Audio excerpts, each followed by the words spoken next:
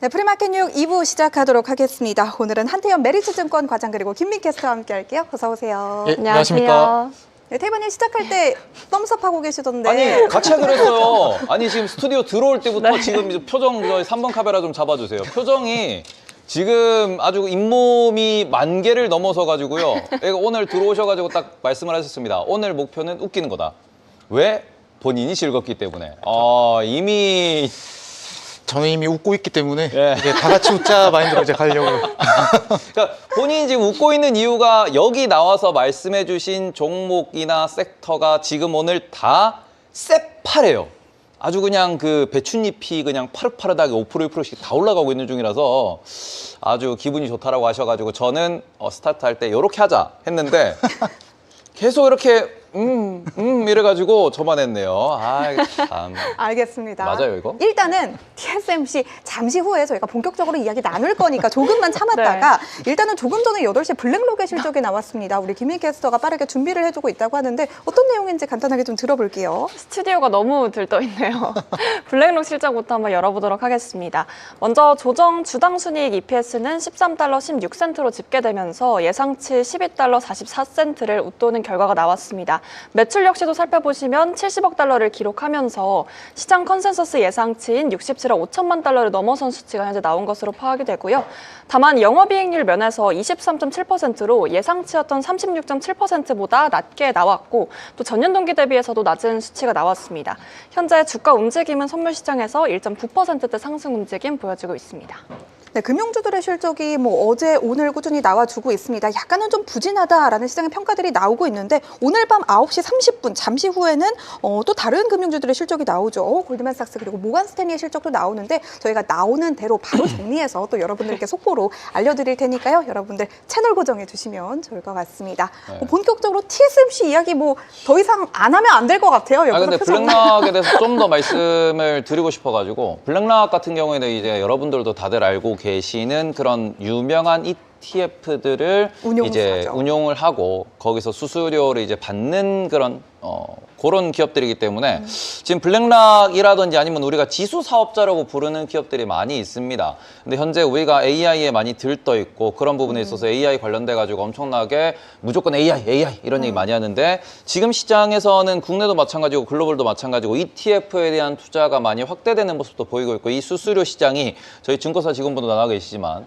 국내 같은 경우에도 연금이라든지 이런 수수료가 매우 어찌 보면 이제 공격적인 마케팅 포인트가 되고 있고 이 시장이 매우 크기 때문에 이 부분은 경기 방어주로서 우리가 맨날 뭐 식품이라든지 뭐 담배라든지 이런 걸 많이 생각을 하시는데 저는 지수 사업자도 우리가 포트폴리오 분산 효과로서 어찌 보면 이건 올라간다기보다는 박살날 때 좀 방어해준다 느낌으로서는 충분히 좀 볼만하지 않나라고 생각을 하고 있거든요. 혹시 여기에 대해서는 어떻게 생각하실까요? 네, 이번에 저도 금융주 실적 발표들 보면서 좀 생각이 되게 많았는데 특히 뱅크 오브 아메리카 같은 경우에는 실적이 좋았지만 네. 다른 이제 웰스파고라던가 조금 애매했던 부분이 네. 나왔거든요. 근데 저는 이걸 보면서 어떤 생각을 했었냐면 이게 항상 삼박자가 잘 맞아야 됩니다. 이 매출, EPS, 가이던스. 근데 이번에 트럼프 대통령이 가이던스의 상방을 막아버리는 발표를 해버렸어요. 그게 신용이자율 10% 제한을 걸어버린 부분인데 그런 부분들 때문에 대출 관련해서 노출도가 높은 회사들 같은 경우에는 조금 상방이 막힐 것 같고 블랙록이라던가 블랙록이라던가 뭐 로빈후드라던가 뭐 찰스 슈왑 같이 조금 더 그 증권사 매매 수수료가 많이 나오는 곳들이 그 경기 방어주로서 조금 더 역할을 할 수 있을 것 같다라는 생각이 들더라고요. 네, 미국의 신용카드 이자율은 평균 23% 정도라고 합니다. 제가 알아보니까 1994년, 그러니까 30년을 거슬러 올라가도 평균 10% 미만으로 떨어진 적이 없다라는 통계가 있다고 하는데 그만큼 파격적인 조치라는 거겠죠? 이게 저는 어떤 식으로까지 받아들였었냐면 공화당 사람들이 원래 소파이 관련해서 얘기할 때 학자금 대출 이자 감면을 그러니까 유예를 시켜줬잖아요. 그거 가지고 엄청 비난했거든요. 그렇죠. 근데 이번에 본인들이 정권을 잡고 나니까 어떻게든 표를 잡기 위해서 이제 이자율까지도 이제 제가 오늘 그 다른 분들한테도 보이지 않는 손과 보이는 손 이거는 강력히 보이는 손 보이는 손 처음 들어봐요. 그러니까 보이지 않는 손은 많이 들어봤는데 거의 로봇팔 약간 이런 느낌으로 네. 이번에 약간 들어온 거 아닌가라는 생각이 들더라고요. 그래서 저도 원래 금융주들 되게 좋게 보고 있었는데 네. 조금은 가이던스가 꺾였다라는 정도로 이해하시면 될 것 같습니다. 근데 이게 금융주에 미치는 영향은 당연하겠죠. 근데 사회적으로 경제적으로 전반적인 파장 같은 거는 없나요? 있죠, 당연히. 그런데 지금 보면은 BNPL 모델이 생각보다 되게 그 금액적으로 크지가 않거든요. 뭐 예를 들면 콘서트 티켓 살 건데 신용카드가 없으니까 BNPL로 결제한다. 그 대신 이자를 뭐 18%, 뭐 20% 이렇게 맞는 건데, 근데 그런 사업을 하고 있는 모델들 자체를 죽여버리는 거니까 그러면 조금 그런 쪽 예를 들어 뭐 업스타트 홀딩스, 소파이, 클라나 이런 쪽들이 이제 문제거든요. 어펌 홀딩스까지. 그래서 그런 기업들은 조금 멀리하는 게 좋지 않을까라는 생각도 같이 들더라고요. 그리고 저희 채널이 지금 오늘부터 여러 채널로 송출이 되기 시작을 했습니다. 유튜브가 아니고 다른 OTT도 이제 송출되기 시작했는데 지금 티빙에 송출이 되고 있다. 진짜요? 네. 근데 저희가 유튜브 채팅창에서는 실시간으로 질문도 받고 그거를 또 저희 게스트한테 집어 던지기도 하거든요. 그래서 제가 하나 스타트로 집어 던지고 싶은 질문이 들어왔습니다. 메리츠도 금융주인데 3박자 중에 뭐가 안 맞아서 주가가 하락합니까? 라는 질문이 들어와 있는 상황이라 이건 뭐 국내 종목이니까 디테일하게 말씀을 못 하시겠지만 직원으로서 한마디만 부탁드리겠습니다. 구글라면 메리츠 해명해라라는 글이 있는데 지금 한마디, 왜냐면 너무 지금 이게 많아요, 지금 이게. 보이스를 좀 낮춰서 얘기를 하긴 했어요. 좀 차분해지는 네, 질문이네요. 네, 네, 그런 내부 정보를 저도 잘 몰랐었기 때문에 네네네. 저도 많이 상처고요. 사과하세요. 죄송합니다. 자, 그럼 저희 이제는 TSMC로 넘어가 보죠. 네. 정확히 9시입니다. 네. 기쁘네요. TSMC가 예상치를 훌쩍 뛰어넘는 실적을 냈습니다. 지난해 4분기 순이익이 5,057억 대만 달러, 우리 돈으로는 23조 원이 넘겼다고 밝혔고 또 불과 한 분기 전 세웠던 기록을 또 한 번 갈아치운 모습을 보이기도 했습니다.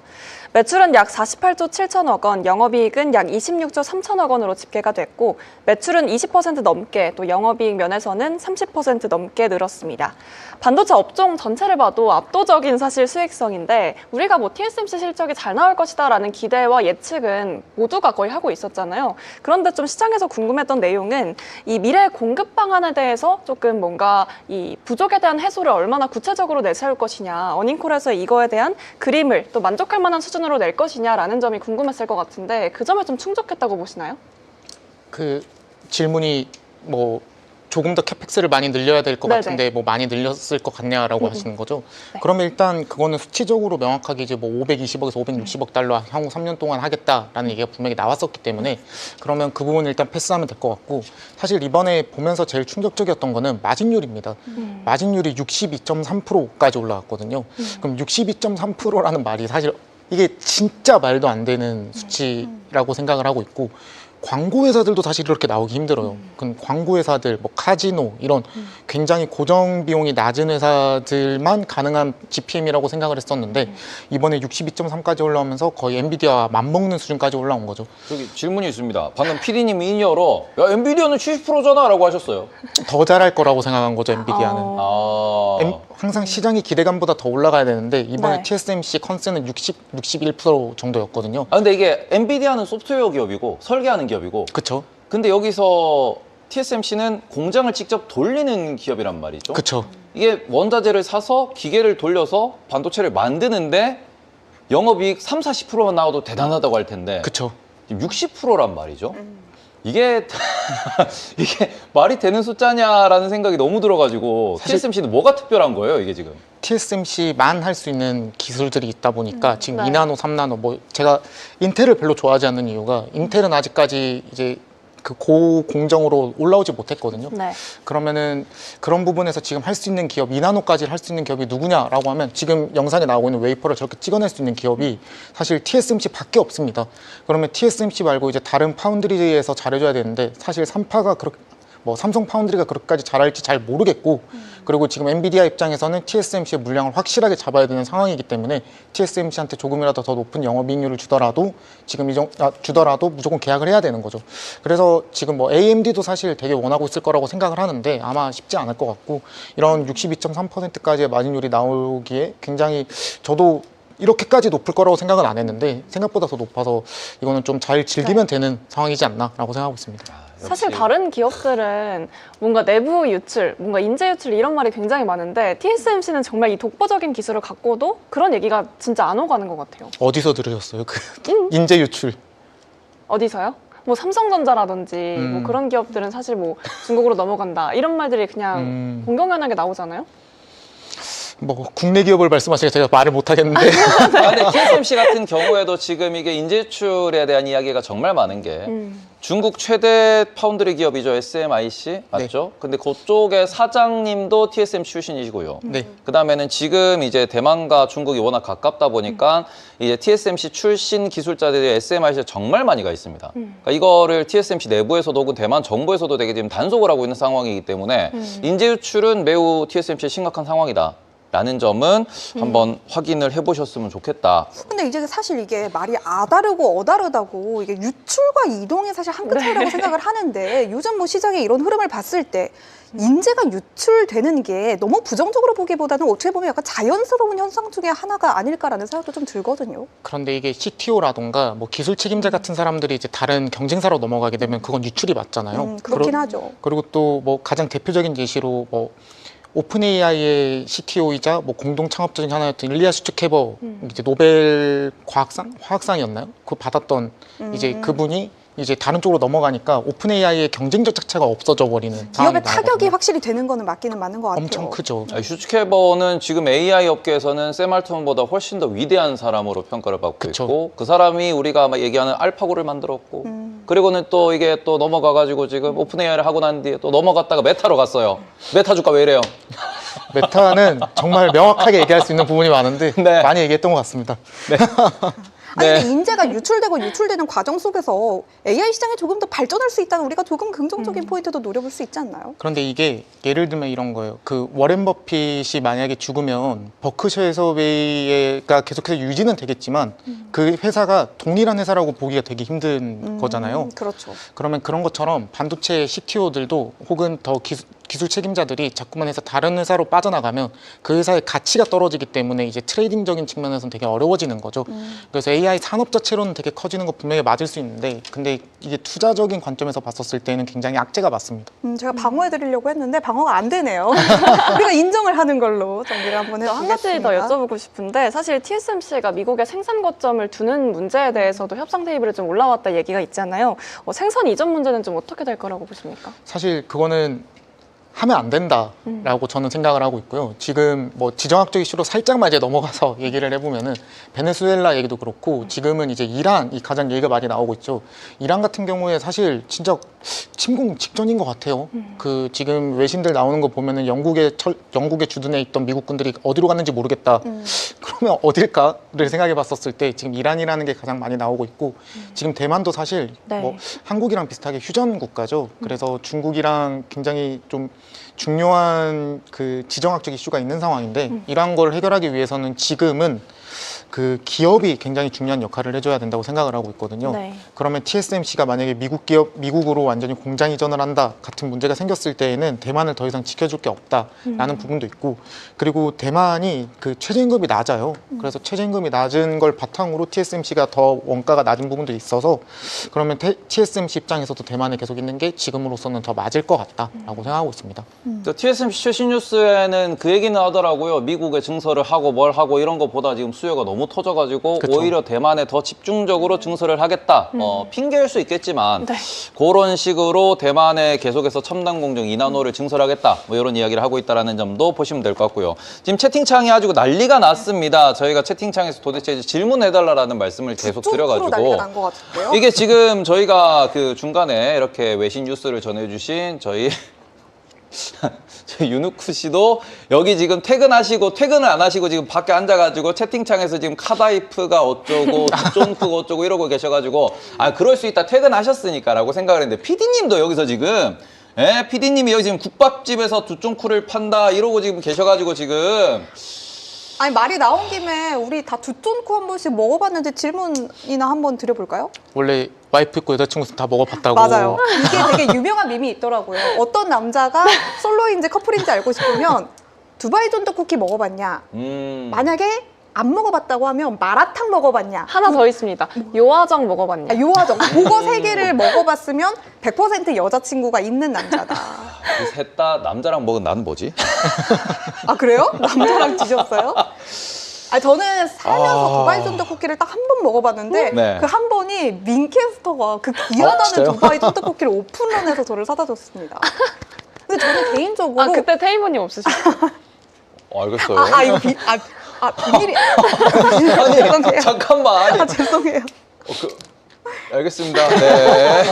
정줄 잡고. 아니, PD님 계속 인이어로 말씀하시는 PD님 먼저 말씀하신 주제입니다, 이거는. 예. 네.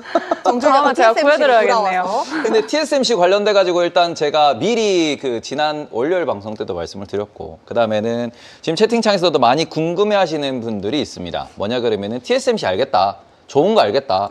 그리고 미국 주식 좋은 것도 알겠다. 그런데 저희가 지난 월요일 방송에서도 이야기를 살짝 나눴던 게 TSMC와 대만에 직접적으로 같이 일하는 기업들에 대한 매력도 아주 높고, 국내에는 그나마 찾아보면은 이제 PCB 하는 나냐 세미컨덕터 정도, 아니면 뭔가 이제 뭐 몇몇 1등 기업들의 이름 정도만 알고 있거든요. 근데 이거를 좀 더 딥하게 공부를 하시는 입장에서는 대만에서 이런 기업들도 조금 매력적이지 않을까라고 하는 종목들, 기업들 나올 수 있을 것 같아가지고. 제가 그걸 원래 오늘 종목으로 가지고 왔는데 네. 조금 그냥 먼저 오늘은 풀어드려도 괜찮을 것 같은데 하나만 그럼 먼저 들어보고 나머지는 끝에 들어볼까요? 선공개. 밀당처럼? 아니요. 그중에 그러니까 오늘 밀고 싶은 종목을 원래 그러니까 오늘 관심을 가졌으면 좋겠다라고 하는 종목을 이제 대표적으로 딱 가져온 걸 제가 스토리텔링을 짜왔기 때문에 네. 그래서 한 개를 공개하면 다 같이 얘기하게 아, 되거든요. 아하. 그러면 다 같이 들어야죠, 뭐. 아니면 오늘은 좀 빨리 말씀드려도 크게 괜찮을 것 같은데 네, 뭐 그렇게 원하시면 뭐 들어봐야죠. 왜냐면 20분 뒤에 저희가 실적 봐야 되니까 20분 동안 스타트. 20분 동안 사실 이게 TSMC를 보게 되면 이게 계속해서 얘기를 하는 반도체 전체적인 공정을 먼저 이해를 해야 돼요. 그래서 공정을 이해한다는 말이 뭐냐면 반도체는 제일 처음에 설계, 그림을 그리는 사람들이 먼저 있고 그 다음에 웨이퍼를 찍어내는 기업, 이게 네. TSMC거든요. 그럼 웨이퍼를 찍어내고 그 다음에 이제 패키징하는 회사들이 있어요. 이걸 이제 후공정이라고 부릅니다. 그리고 마지막에 테스트를 하고 출하하는 그 단계, 이게 반도체 전체적인 공정의 단계인데 네. 그럼 쉽게 생각하면 그 설계 대표 기업 엔비디아고요. 그리고 전공정의 대표 기업 TSMC, 그리고 후공정의 대표 기업이 누구냐라고 말하면은 사실 사람들이 생각했을 때 M코 얘기도 사실 좀 하지만 ASE도 ASE 얘기를 많이 하죠. 네. 그래서 저는 ASE를 얘기를 많이 하고, 그리고 이제 그 다음으로 테스트 장비 같은 경우에는 뭐 일본의 어드밴 테스트가 사실 대장이고, 그리고 미국 기업을 많이 투자하고 싶다라고 얘기하면 TER 같은 네. 기업을 얘기를 해야 합니다. 근데 저는 그래서 오늘은 전공정 관련해서 이제 컨콜 오늘 얘기를 들어보니까 다음 쇼티지가 어디서 터질지 얘기가 딱 나오더라고요. 중요한 내용이다. 그래서 그 다음 쇼티지가 나올 거라고 생각이 드는 곳은 네. 후공정 패키징입니다. 패키징. 오늘 근데 ASE라고 하는 회사가 어마어마한 또 증설 계획을 발표한 걸로도 뉴스가 나오던데요. 대만 기업이죠. 아, 그래서 ASE를 가지고 왔고요. 예. 그 미국 티커로는 ASX입니다.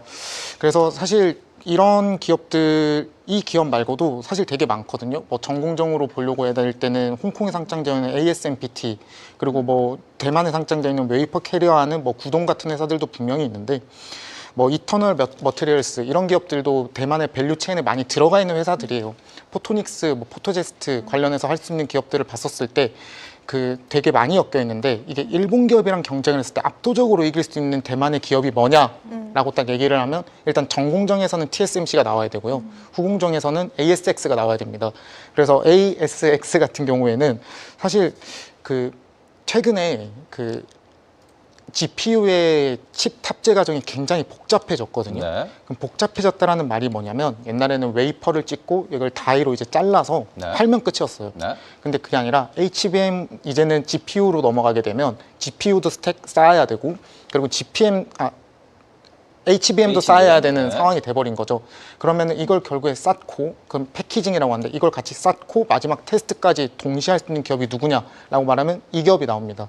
그래서 ASX 같은 경우에는 지금 대만 기업들 중에서 TSMC를 만약에 놓치셨다라고 하시면 굉장히 주목해볼 만한 기업이라고 생각을 하고요.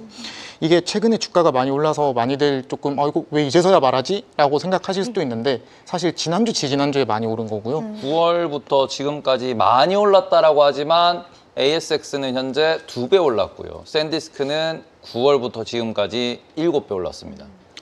맞습니다. 그래서 뭐 샌디스크보다 뭐 조금 그런 거는 이제 이게 벌써 시가총액이 한 60조 정도, 그러니까 40빌리언 한 네, 60조 지금 정도 되는 42빌리언 정도. 회사예요. 그러다 네. 보니까 조금 비싼 거 아니냐라고 생각을 하실 수도 있는데 PEG로 봐야 된다고 생각하거든요. 이런 네. 기업들은. 그럼 PEG 같은 경우에 지금 0.65, 0.7, 0.67, 네, 0.7. 네, 아, 그 방금 또 정도 올랐네요. 주가가 오르고 예, 변하고 오늘 있으니까. 주가가 3%가 올라가지고 살짝 올랐어요. 네. 그러면 0.7 정도 수준인데 네. 이게 그러면 동일하게 장비라던가 후공정 테스트 장비들을 보고 있는 기업들의 PEG는 얼마까지 올라가 있는지를 네. 동일 라인에 놓고 비교를 해봐야 되거든요. 제가 그럼 여기서 한번 보도록 하겠습니다. PEG를 비교를 해서 한번 싹 보면은 지금 ASML이 한 1.7배, 그리고 어플라이드 머티리얼즈와 같은 이런 기업들, 장비 기업들 한 3배 정도까지 나오네요. 그렇죠. 사실 원래 PEG가 1만 넘어가도 굉장히 이제 너무 고평가다라고 얘기를 하는 근데 부분- 지금 저희 시청자분들이 PEG에 대해서 정확하게 모르실 수 있기 때문에 PEG에 대해서 기본 공식만 좀 말씀해 주시면. 기본 공식만 일단 네. 뭐 평균적으로 1이 넘어가면 이거는 네. 조금 과도하게 평가되어 있다. 네. EPS보다 퍼가 너무 과도하게 측정돼 있다라고 이해를 하시면 되고 0.5 정도면 그냥 괜찮네. 만약 0.5보다 낮다라고 하면 이건 저평가. 그러니까 성장률과 이익을 가지고 만들어내는 지표라고 볼 수 있죠. 맞습니다. 네. EPS가 더 가파르게 올라가는지 네. 퍼가 더 가파르게 올라가는지를 네. 보여주는 지표고요. 그래서 원래 1만 넘어간다고 하더라도 아 이거 가지고 있는 캐펙스에 비해서 너무 많이 올라갔는데 라는 생각이 들어야 되는데 지금 여기 같은 섹터에 있는 ASML 같은 대장주인 ASML이 1.7 그리고 뭐 랩리서치 같은 기업이 2.2 그리고 어플라이드 머티리얼즈 같은 경우가 3이 넘은 상황이에요. 네. 그러면 그런 관점에서 봤을 때 지금 0.65 수준인 AXS는 아직까지 볼만하다라고 생각을 하고 있고요. 네. 그 이번 TSMC의 발표에서 그냥 진짜 보였던 한 가지가 전공정 이제 찍어내는 거는 어느 정도 맞출 수 있는 것 같아요. 이게 내려오거든요. 일단 사이클의 첫 번째로 엔비디아에서 원래 걸렸었어요. 네. 그래서 GPU가 모자라다라는 네. 얘기가 있었는데 요즘엔 GPU 모자라다는 얘기는 잘 안 나와요. 그러면은 GPU가 모자라다는 얘기 다음엔 어디가 모자라다는 얘기가 나왔냐면 전공정 웨이퍼 찍어내는 곳이 모자라다. 그게 TSMC거든요. 네. 그럼 TSMC에서는 아 이제는 또 모자라다는 얘기는 안 나와요. 근데 그러고 나니 얘기 나왔던 게 메모리가 모자라다였었는데 메모리는 전체 반도체를 생성하고 난 이후니까 이 공정으로 봤었을 네. 완전히 때 다른 공정으로 취급을 해서. 그 메모리 반도체를 생성하기 위해서도 아까 말씀드린 반도체 설계 공정이 필요한 거고 네네네. 그래서 조금 다른 쪽으로 봐야 되는 게 맞고요. 그러면은 지금은 이제 GPU를 생산하는 그 단계에서 어떤 병목이 나올 거냐라는 부분이 굉장히 메인인데 그 메인인 부분이 패키징일 겁니다. 네. 그 패키징 쪽에서 이제 병목이 나오기 시작을 하면 그 결국에는 그 PCB 판 위에 기판 위에 쌓아 올리는 구조거든요.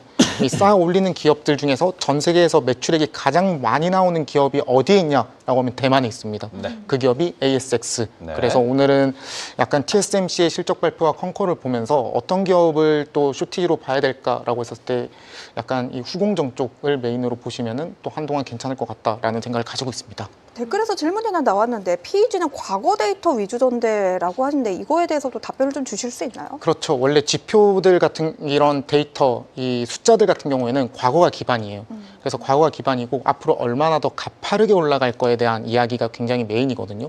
그러면은 이 가파르게 올라갈지 안 올라갈지에 대해서는 이 뉴스와 컨콜과 실적들을 계속 확인해 봐야 돼요. 특히 같은 산업에 있는.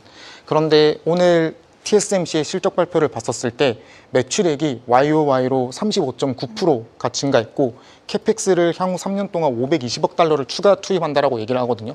그러면은 이거 다 그 추가적으로 산업 사이클로 봤을 때 어디로 갈 거냐를 보면 그 계속해서 얘네는 웨이퍼를 찍어내고 더 많이 찍어낼 건데 그럼 후공정은 누가 맡아줄 거냐에 딱 문제가 나오거든요. 그럼 이제 후공정은 이제 ASX가 맡을 테니 지금 시가총액이 한 60조 정도 되지만 매출액은 조금 더 가파르게 올라갈 가능성이 크다라고 보는 거죠. 요 화면을 좀 연결을 해주시면은 지금 이제 앞서 말씀하신 그 PEG 같은 경우는 여기 0.67 정도 나오는데 아, 과거 데이터다라고 이야기를 하셨으면은 여기 앞으로 EPS가 얼마나 늘어날 것이냐에 대한 기업들의 보고서에 대한 데이터의 평균값이 나와 있습니다. 물론 이거는 미래 데이터이기 때문에 계속 변화할 수 있다라는 점이 좀 걸릴 수 있겠지만 일단 당장 내년도 회계년도 기준에 EPS 성장을 50%로 잡고 있고 그리고는 지금 반도체 관련된 기업들을 많이 보시면은 이 숫자가 정말 대단한 숫자인데 너무 흔해 빠졌어요.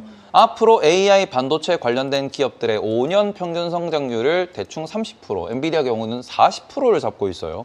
그래서 이런 부분에 있어가지고 이 성장률에 대해서 이게 정말로 각 실적에서 찍혀 나오는지가 투자자들한테는 가장 중요하고 가장 궁금한 그런 성장이 될 것이다. 그리고 그런 관점에서 기업들에 대해서 지금 이쪽이 이제 좋지 않겠습니까? 라고 이야기를 해주신다라고 보시면 될 것 같고. 저 이거 한 가지만 더 얘기를 하고 싶은데 네.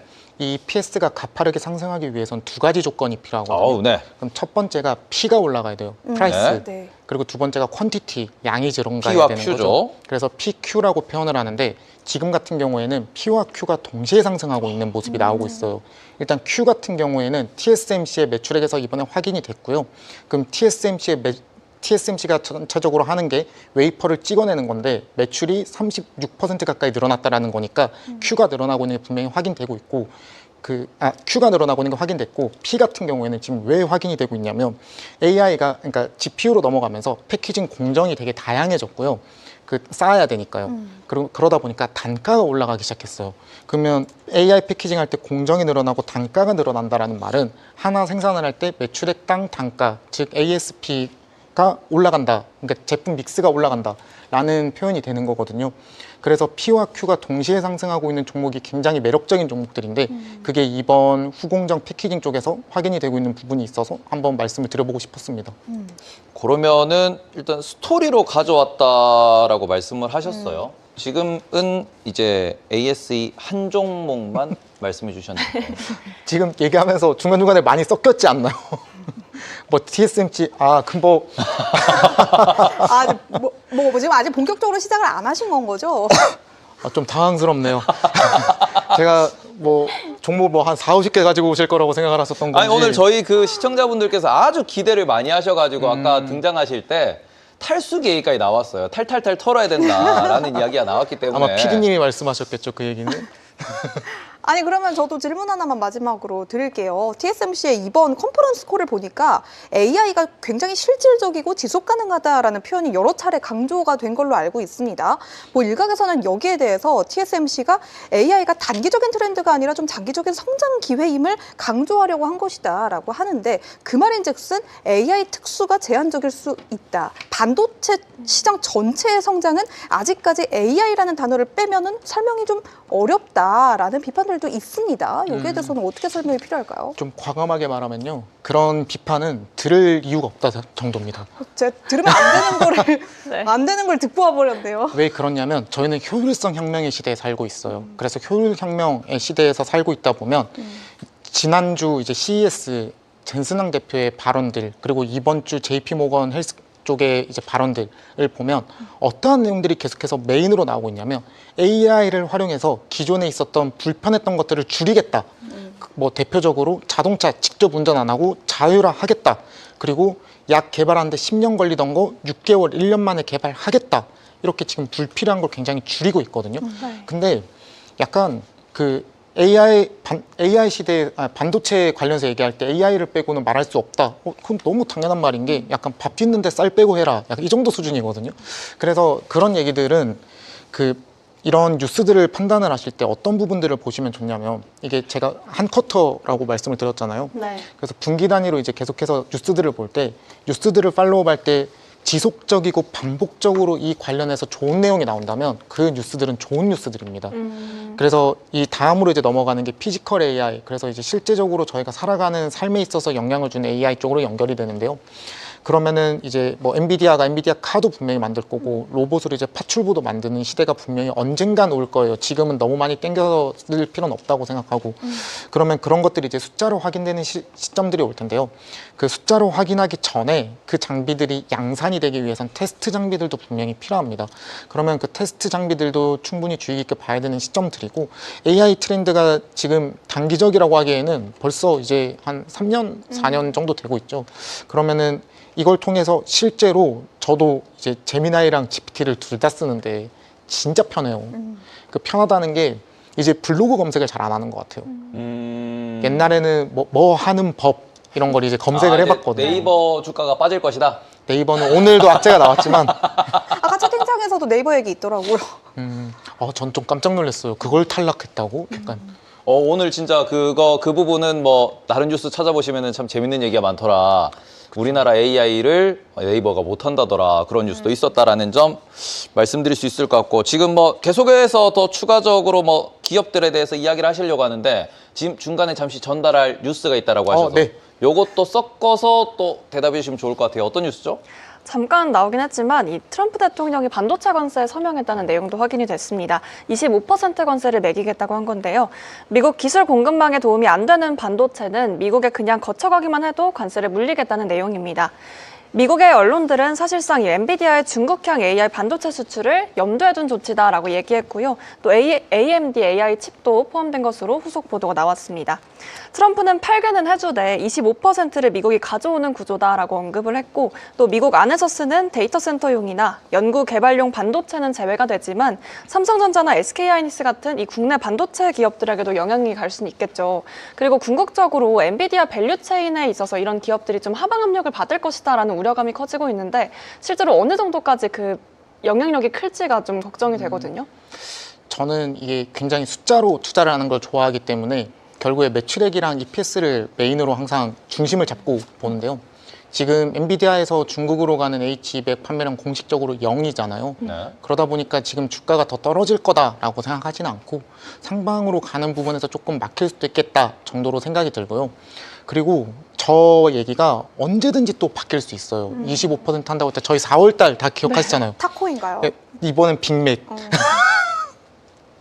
진짜 빅맥이라고 그러니까 얘기를 해서 빅맥에 대해서 계속 이야기가 나오는데 도대체 빅맥을 뭐라고 저희가 받아들이면 되나요? 제가 해석해드리겠습니다. 아, 좋아요. 좋아요.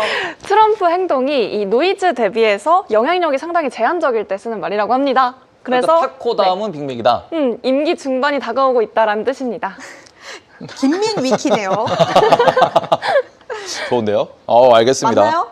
뭐 그렇긴 한데 약간 빅맥이 거기에 중간에 미드텀이 들어가서 이제 트럼프 이제 중기로 넘어가고 있으니까 그런 부분들도 같이 짚으면 맞는데 순간 좀 당황했네요.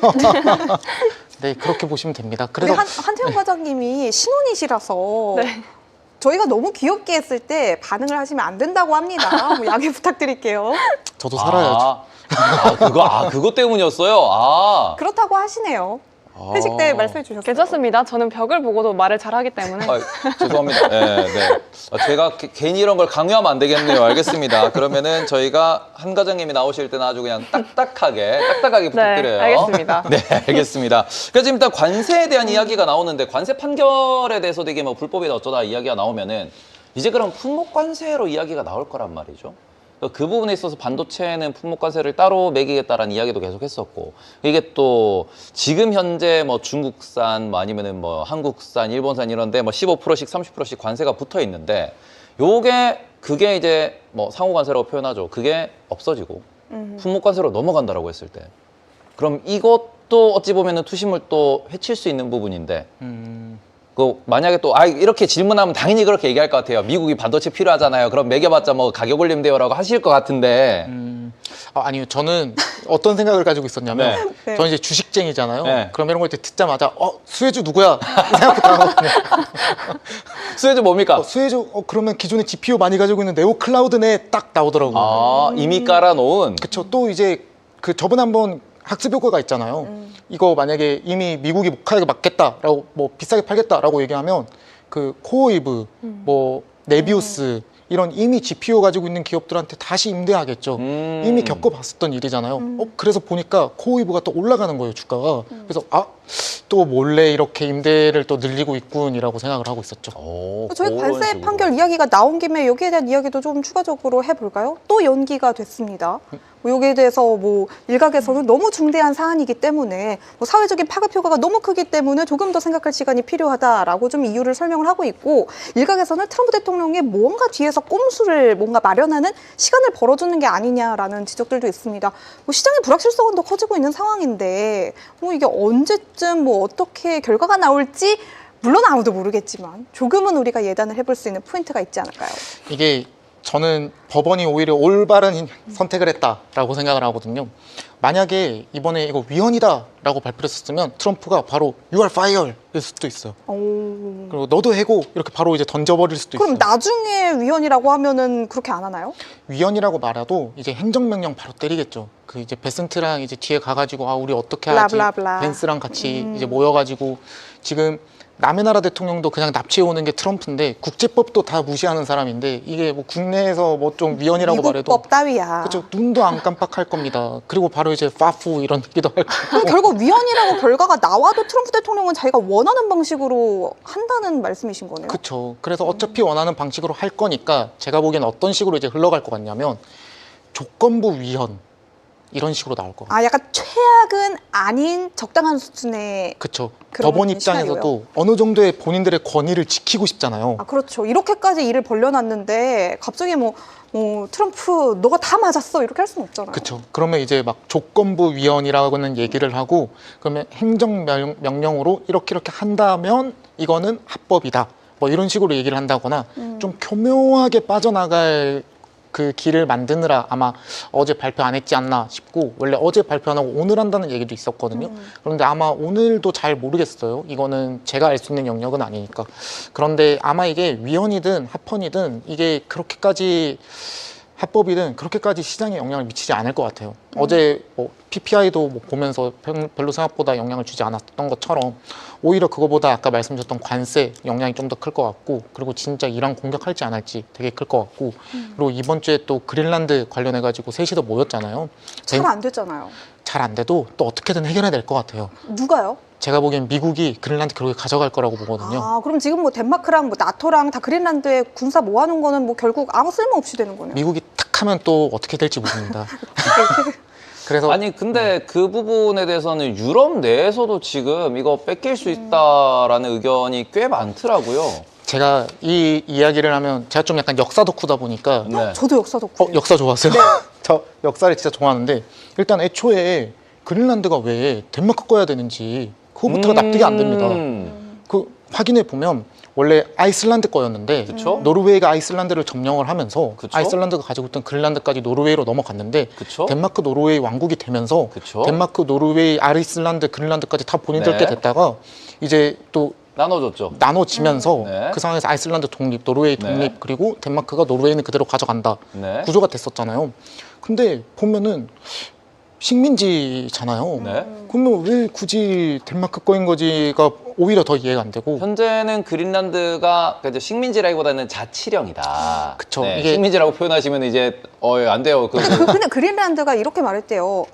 미국께 되느니 차라리 덴마크께 되겠다. 그래서 그린란드 입장은 그렇다고 하니까 덴마크께 돼도 괜찮다는 입장인 것 같기도 한데요. 그렇게 되면 이제 그린란드 사람들을 꼬시는 것들이 계속해서 나오겠죠. 아, 돈 주겠다. 그렇죠. 이번에 뭐 1억 주겠다. 4천 준다는 얘기 나왔고 그럼 이제 그 다음으로는 어떻게 넘어갈지를 좀 더 봐야겠지만 저는 덴마크의 옛날 그 식민지배부터 굉장히 덴마크를 좋아하지 않기 때문에 네.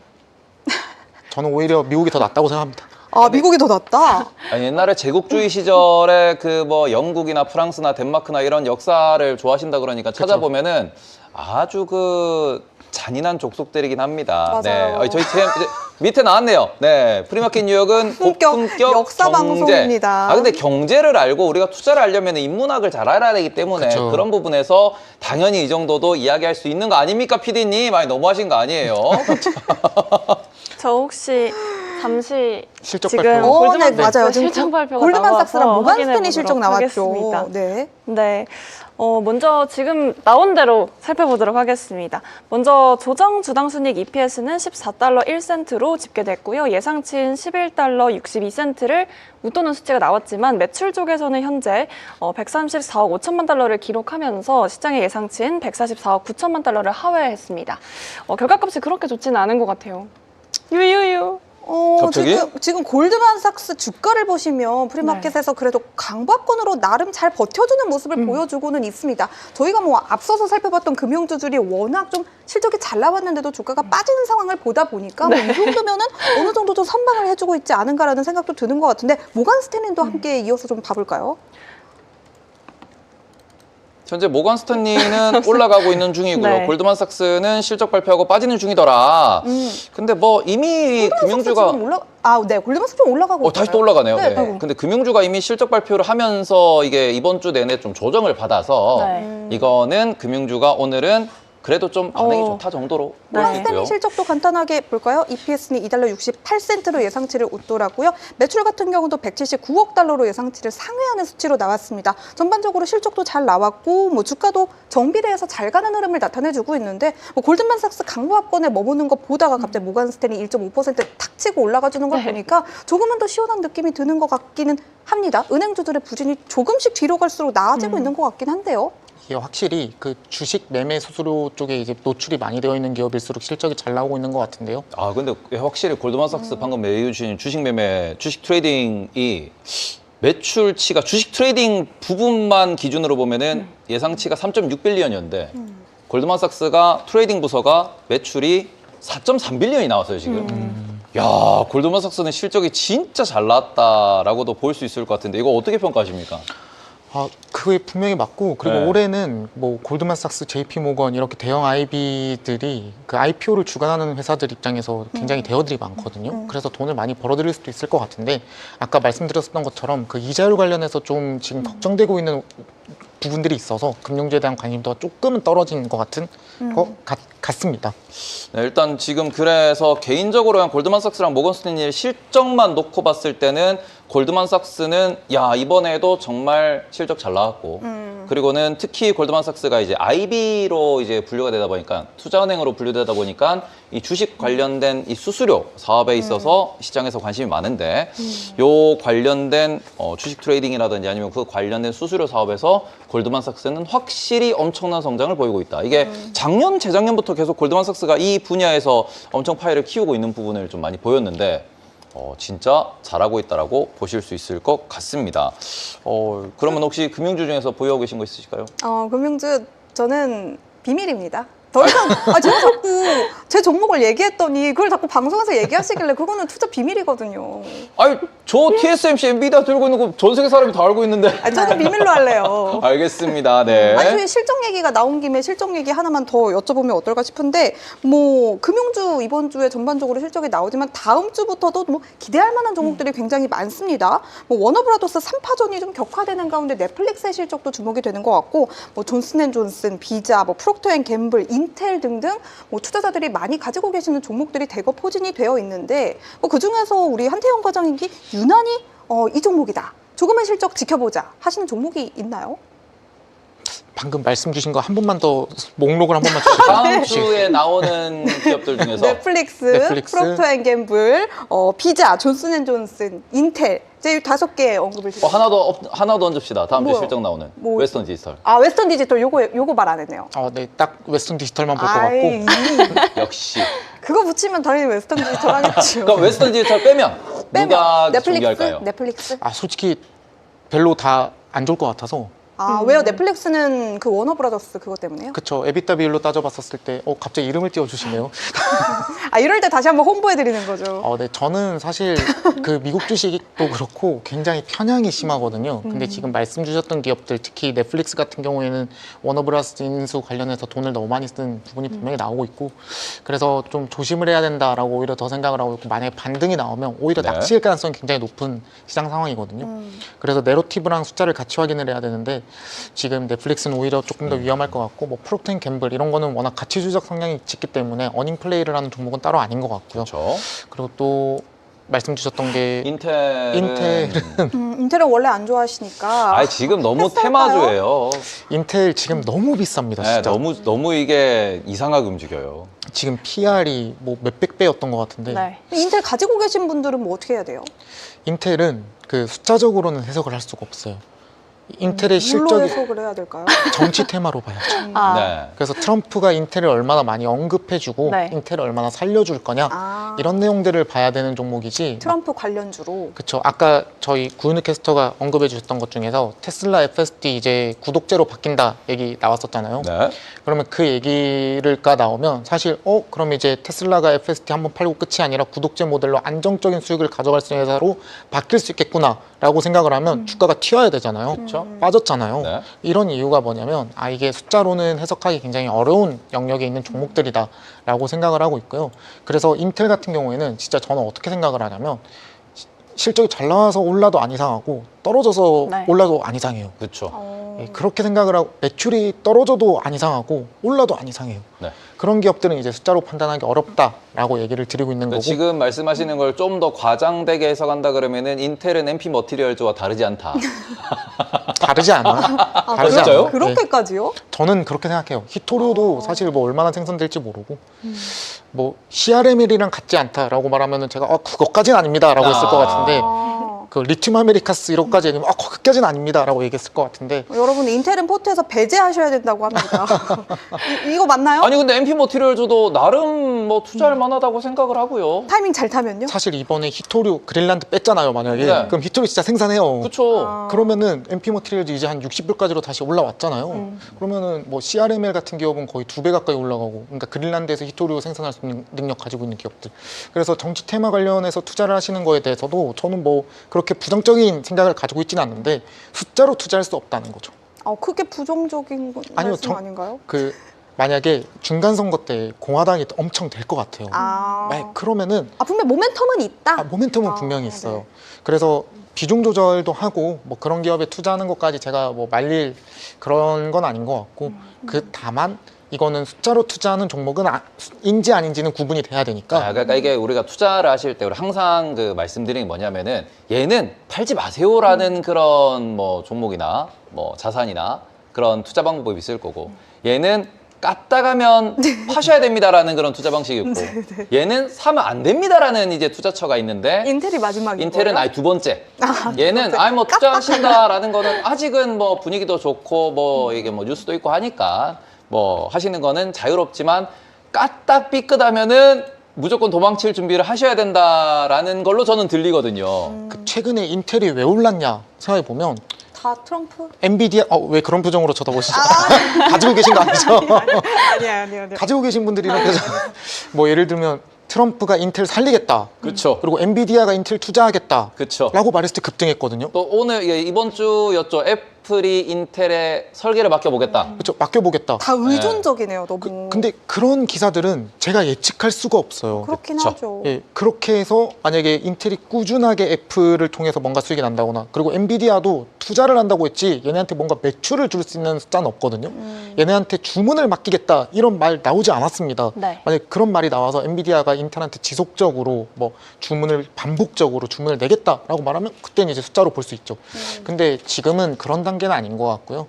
만약에 트럼프가 인텔이 하고 있는 거에 보조금을 주겠다라는 발표를 한다거나 뭐 인텔에게 조금 더 가점적인 뭔가를 주겠다라는 발표를 할 때 움직이는 종목이다 보니까 그런 부분에 있어서 뭐 트럼프와 인텔 관계를 믿고 투자를 하시겠다라고 말하면 저는 그런 거에 대해서는 네. 뭐라 할 수 없는데, 그게 아니라 만약에 인텔이 실적이 막 잘 나올 것 같아요라고 안 팔 말씀하신다면 거예요라고 투자하시면은 그건 좀.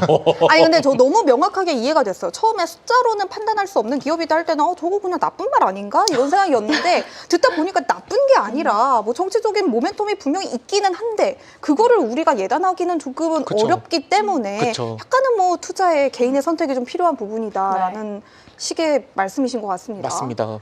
저 실적 관련해서 하나만 더 여쭤보고 네. 싶은데 사실 이렇게 딱 순수하게 봤을 때 매출이 지금 뭐 어떤 방송에서 이런 말이 있잖아요. 매출이 떨어지면 기업도 아니다. 뭐 이런 말도 있는데 네. 지어내신 거 아니에요? 지금 저희 살짝 정적이었어요. 매출이 떨어지면 기업도 아니다.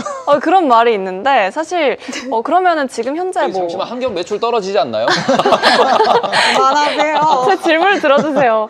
골드만삭스 이번 실적만 봐도 매출은 어쨌든 하회하는 결과값이 나왔잖아요. 좀 이런 부분은 매출은 별로 중요하다고 보지 않으신가요? 매출 중요하고 매출이랑 EPS 가이던스 세 개 동시에 올라가는 기업일수록 좋은 게 맞는데, 골드만삭스가 뭐 1년, 2년, 5년 된 기업이 아니라 거의 100년 넘게 된 엄청 오래된 기업이잖아요. 그럼 그런 기업 같은 경우에는 성장성이 당연히 꺾일 때도 있고 높아질 때도 있고, 그래서 그런 기업들이 이제 가치주로 분류하기도 하고, 제가 지난 방송 때 김민 캐스터가 아직 대학을 졸업 안 했다라는 얘기를 듣고 그때 이후로는 굉장히 소중한 마음으로 그럴 수도 있다라는 걸 좀 알려드리고 싶어서. 네. 그래서 매출액이 떨어지면 기업도 아니다는 좀 너무한 얘기인 것 같고요. 제가 한 말이 아니에요. 누가 한 말인가요, 이거? 뭐 방송에서. 뭐 하여튼 3초 이상 정적이면 방송인데 어느 방송일까? 어느 방송일까요? 그러니까 뭐 예를 들면 이제 맥도날드 같은 기업도 네. 이제는 매출이 꺾일 수 있잖아요. 옛날보다는 햄버거를 이제 쉑쉑이나 뭐 다른 데서 먹을 수도 있고 그래서 매출은 충분히 떨어질 수 있는데 그것 외적으로 EPS가 더 올라갈 수도 있어요. 만약에 네. 매출이 떨어지는 것보다 비용이 더 줄어들면 그러면 EPS가 오히려 더 올라갈 수도 있거든요. 네. 그래서 뭐 매출이랑 EPS, 가이던스 세 개가 다 동반 상승하는 게 베스트지만 아니 그렇지 않고 뭐 매출이 떨어지더라도 뭐 JP 모건이라던가 뭐 모건 스탠리라던가 이런 기업들은 워낙 오랫동안 잘해왔던 기업들이기 때문에 네. 뭐 그렇게까지 가혹하게는 말하기 어려울 것 같습니다. 알겠습니다. 저희 뭐 지금 한 15분 정도 남은 것 같은데 저희 김민 캐스터의 뉴스가 많이 남았습니다. 다음 기사 하나 봐볼게요. 저 이번에는 구글 쪽으로 먼저 볼까요? 아니면 연준 베이직부터 먼저 체크를 해볼까요? 저는 솔직히 재밌는 거는 구글일 것 같고 들어야 하는 건 베이지북일 것 같은데 선택해 주세요. 그럼 구글 먼저 네. 보도록 하겠습니다. 구글 관련해서 먼저 퍼스널 인텔리전스 기능이 출시됐다라는 보도도 함께 확인이 됐는데요. AI 챗봇 제미나이가 이제 인터넷 정보뿐만이 아니라 지메일 그리고 구글 포토 같은 개인 앱 정보까지 활용을 해서 대신 답해주는 기능을 내놨다고 합니다. 구글은 제미나이를 자사 앱들과 연결하는 퍼스널 인텔리전스를 공개하면서 제미나이에게 물어보면 개인적인 상황까지 답변이 가능하다라고 언급을 했고요. 다만 개인정보를 우려한 의식한 장치도 함께 넣었습니다. 이 기능은 기본적으로 꺼져 있고 또 연결할 앱도 사용자가 직접 고를 수 있다고 하는데요. 그렇기 때문에 특정 대화에서만 끄거나 기록을 남기지 않는 일시적인 대화도 가능합니다. 구글은 개인 메일이나 사진을 답변할 때만 쓰고 또 AI 학습에는 활용하지 않겠다라고 밝혔습니다. 사실 이렇게 뭐 AI 훈련용으로는 쓰지 않겠다라고 언급을 하긴 했지만 최근에는 보안 관련된 내용의 소비자 그리고 사용자가 굉장히 예민한 모습을 보이기도 하잖아요. 정말 이렇게 뭔가 답변하는 시점에서만 사용이 될지 이런 부분이 좀 우려가 섞인 목소리가 큰 것 같습니다.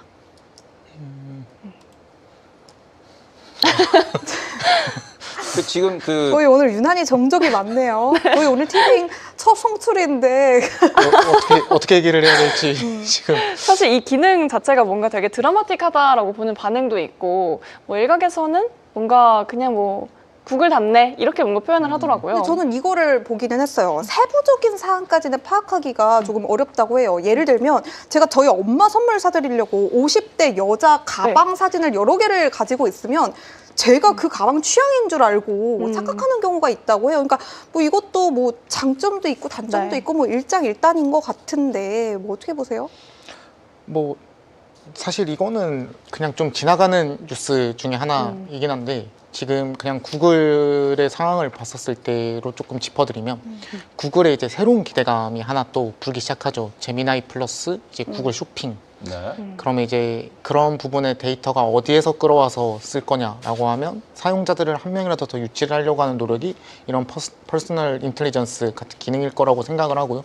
사실 직접적으로 매출이랑 연결이 되는 뉴스라고 보기보다는 조금 더 사용자를 유치하려고 하는 뉴스다라고 이해를 하시면 좋을 것 같고 그리고 사실 지금 제미나이 관련해서 이번 달에 이제 MAU가 좀 굉장히 기대가 되거든요.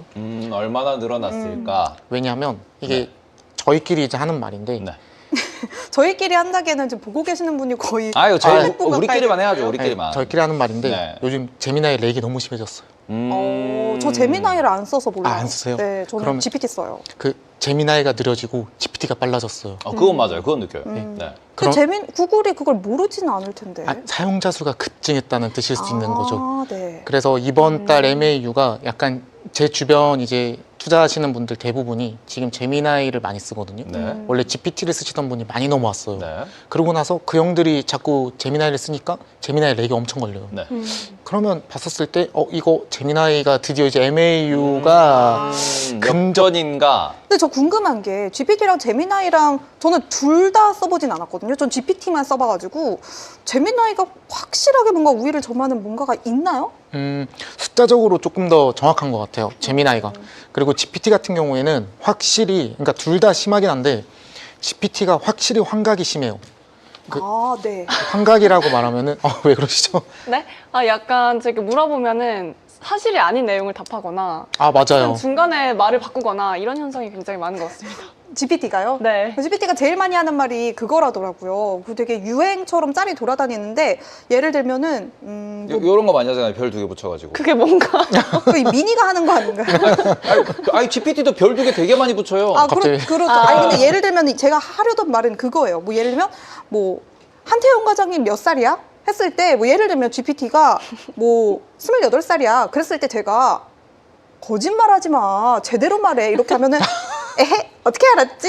사실은 48살이야. 이렇게 답변을 하는 경우가 많다고 그게 약간은 뭐 적었네요. 비판 아닌 비판처럼 SNS에서 돌아다녀요. 근데 진짜 저도 GPT랑 같이 얘기를 하다가 뭐 산업 분석을 하다가 이제 좀 막히는 부분이 있으면 옛날엔 블로그를 찾았는데 이젠 GPT나 제미나이에 물어보잖아요. 그럼 GPT가 틀린 얘기를 딱 해요. 그래서 너 이거는 좀 틀린 것 같아. 이 기업은 뭐 전장 쪽이 아니라 뭐 이쪽인 것 같아. 맞아? 라고 하면 제대로 짚었네. 맞아 이거예요. 맞아. 사실은 너가 맞았어. 뭐 이렇게 대답하는데 이게 뭐예요? 그러니까 이게 환각이고 이 AI 모델의 아직까지 한계점인데 얘네는 모른다라고 말을 할 수가 없거든요. 그래서 모른다라고 말을 할 수 없기 때문에 약간 그런 답들이 나오는 것 같은데 근데 제미나이는 제가 지적하니까 본인이 몰랐다라고 얘기를 할 때가 가끔 있더라고요. 무슨 얘기 하시는 거예요? 왜냐면 제가 이미지를 많이 만들다 보니까 잠깐만 이미지를 만들면은 걔들이 한국어를 몰라요. 그래서 이미지의 한국어가 틀렸어라고 하면은 저희가 아직 그쪽으로는 학습 데이터가 부족하기 때문에 그걸 아예 그냥 글자로 표로 따로 표기해 드리겠습니다라고 본인들이 정정을 하는데 그럼 그거 보고는 야, 이 제미나이가 그래도 조금 이게 신뢰도가 있는 것 같다라는 생각은 했습니다. 모르는 거는 뭐 비슷한 것 같은데. 그러니까 근데 방금 저도 말씀하시는 사례를 처음 들어봤거든요. 저는 지금까지 제미나이한테 물어봤을 때 모른다라고 말한 적이 없어요. 그러니까 본인이 이거는 한글에 대해서는 학습이 안 돼 있다라서 우리가 부족하다라고 인정하는 모습이 보여 이미지에서는. 태영 앵커님이 말하신 거 아니에요? 모르면 모른다고 답을 해. 그랬나 내가? 제대로 답변 안 해? 이러니까 어허. 이거 너무 무서우니까 몰라요. 이렇게 근데 이거 하는 거 한번 아닐까요? 해보시면은 실제로 이게 왜냐 그러면은 나노바나나가 제미나이에 탑재되면서 실제로 이미지 작업을 정말 많이 하세요 요새. 맞아요. 주변에 썸네일 맞아요. 하시는 분들이나 여러분들이 이제 이미지 기본 베이스를 많이 뽑으시기 때문에 네. 그런 것들을 보셨. 왜 이렇게 빵 터지신 거예요? 아니 웃기잖아요. 너무 무서워서. 비슷하잖아요. 너 제대로 진짜 안 해? 고품격 예능 방송이 맞네요. 네, 알겠습니다. 아무튼 그런 부분에 있어가지고 저는 근데 질문 드리고 싶은 게 한 가지 좀 그 개인적인 느낌인데 지금 분명히 12월 초에 백악관에서 오픈 AI한테 경고를 했습니다. 우리는 너네들의 뒷배가 되어줄 생각이 없고 너네가 그런 레버리지 일으키는 부분에 대해 가지고 너무 이렇게 그 막 정부에 대한 지원까지도 얘기하는데 우리는 그걸 해줄 생각이 없고 이런 경고를 많이 맞았어요. 그러고 난 뒤부터 뉴스 플로우를 잘 찾아보면 샘 알트먼이 보이질 않습니다. 그러니까 제가 지금 이거를 계속 느끼는 게 뭐냐 그러면은 샘 알트먼이 충분히 나와서 자랑할 만한 M&A가 나오고 최근에 GPT 헬스 나왔거든요. 그런 데이터가 나왔음에도 불구하고 샘 알트먼이 아예 노출이 안 되고 있습니다. 그러니까 이 부분에 대해서는 어떻게 생각을 하시는 건지. 거의 다 왔다. 제가 생각하던 위치로. 그래서 거의 다 왔다. 거의 다 가고 있다. 네. 약간 이런 식으로 생각을 하고 있고. 네. 그리고 원래 그러니까 생각하는 위치가 어디죠? 저 밑이죠. 아 본인 아래? 아니, 제 아래는 아니고요. 저보다는 한참 대단하신 분이 분명히 많은데 저보다 한참 대단하신 분이 분명히 여기서부터 많은데. 요 아래로 온 거지.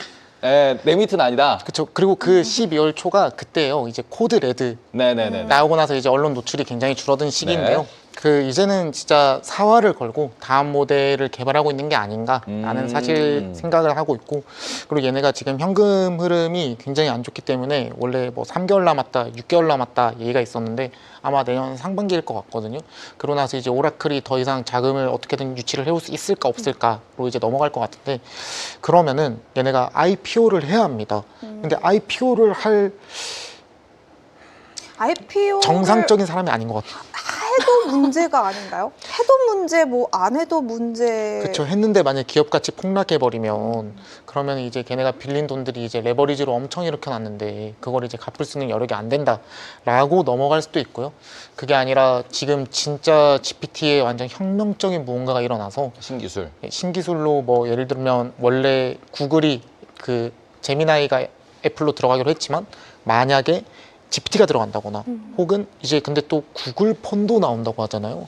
그러면 이제 구글 폰까지 나오면 이제 매출액이 또 구글이 얼마나 올라갈지 또 재밌을 것 같은데 뭐 혹은 뭐 노키아라던가 뭐 지금은 많이 사용하지 않더라도 그런 기업들이라도 얘네도 이제 매출액이 많이 꺾였고 그런 기업들이랑 서로 윈윈하면서 거기에 탑재하는 방식도 충분히 가능하지 않을까라고 생각을 하고 있고요.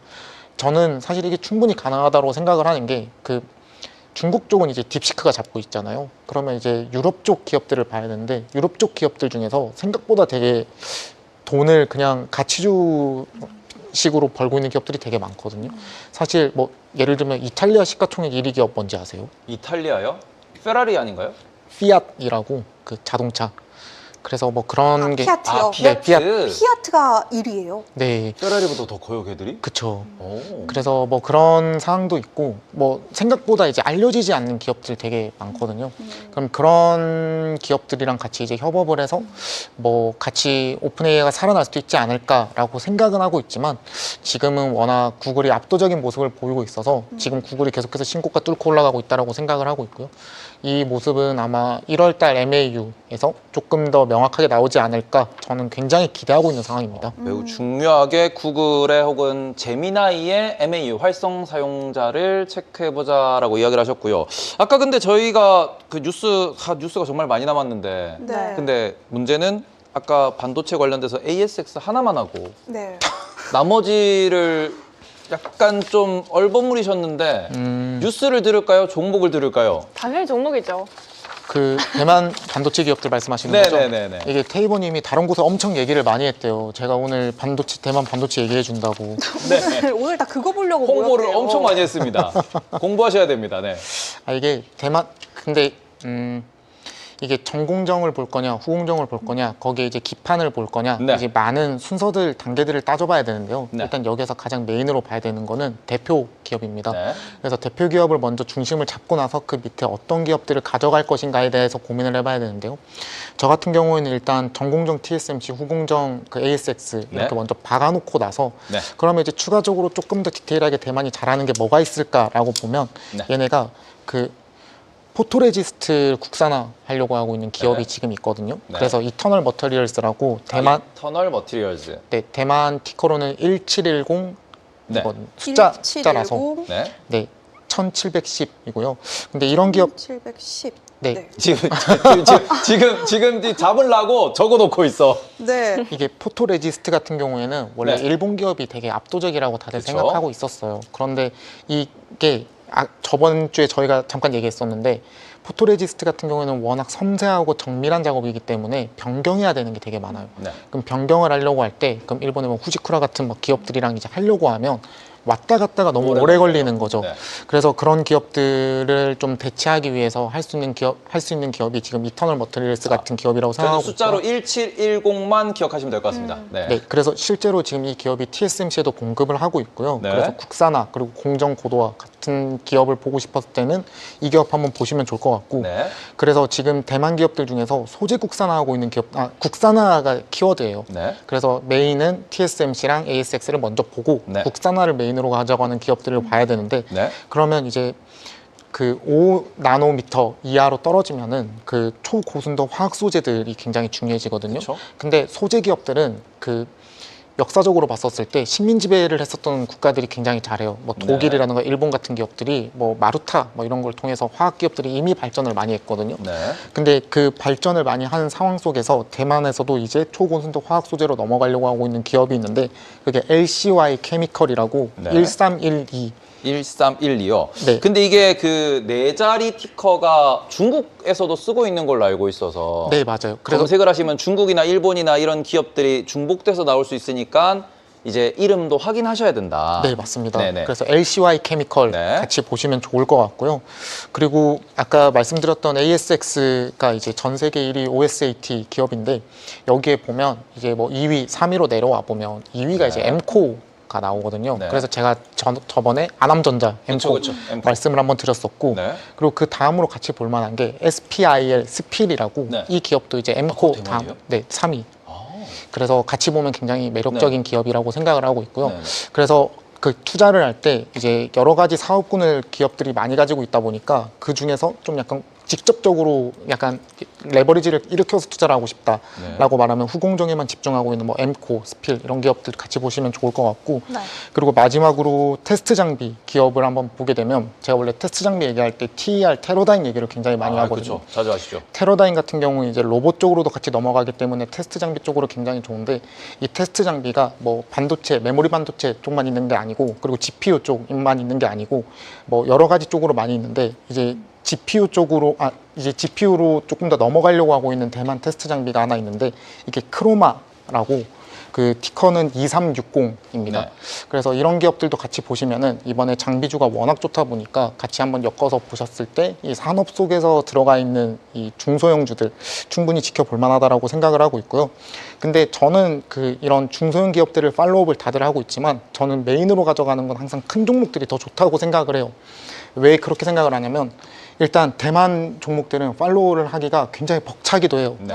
가끔씩 가다 저도 이제 중국어로 쓰이는 걸 보면 머리가 너무 아프거든요. 일단 무조건 GPT를 돌려야 되고 네. 그래서 그런 부분들이 있어서 저는 거기다 또 투자를 할 때 이 대만 돈으로 바꿨다가 다시 또 투자를 하는 게 좀 귀찮다 보니까 오프라인으로 매수하는 것도 너무 귀찮고요. 그래서 저는 아예 그냥 미국으로 ADR 상장되어 있는 기업들을 네. 선호하는데 그게 네. 지금 TSMC랑 ASX라서 네. 일단 그 기업들을 먼저 메인으로 보시면 더 네. 매력적일 것 같습니다. 알겠습니다. 이렇게 TSMC 실적 특집으로 TSMC ASX를 위주로 보되 이터널 머티리얼즈 또 LCY 케미컬과 같은 대만 관련주도 살펴보자라는 말씀해 주셨습니다. 저희가 지금 시간이 없으니까요. 바로 베스트 댓글 한번 선정해 볼게요. 오늘은 마운틴님이 선정이 되셨고요. 네. 그 내용은 ASX 풀 대출 받아서 올인 가겠습니다. 아니, 댓글 베스트 저거 댓글 베스트 댓글 하겠습니다. 해야죠. 아니 이게 어떻게 베스트 댓글이죠? 큰일 날 것 같은데요? 이게 괜찮나요? 투자는 개인의 영역입니다. 그렇죠. 뭐 아까 누구님이라고 하셨죠? 마운틴님입니다. 마운틴님 잘 생각하시고 선택하세요. 약간 진짜 니 알아서 하세요 느낌이라서 이게. 알겠습니다. 저희가 이제 네. 시간이 없기 때문에. 네, 프리마켓 뉴 2부 오늘은 한태현 메리츠증권 과장님 모시고 이야기 나눠봤습니다. 과장님 오늘 말씀 고맙습니다. 예, 감사합니다. 네, 오늘 저희가 준비한 소식은 여기까지입니다. 저희는 내일 저녁 8시에 다시 돌아오도록 할게요. 시청해주신 여러분 고맙습니다.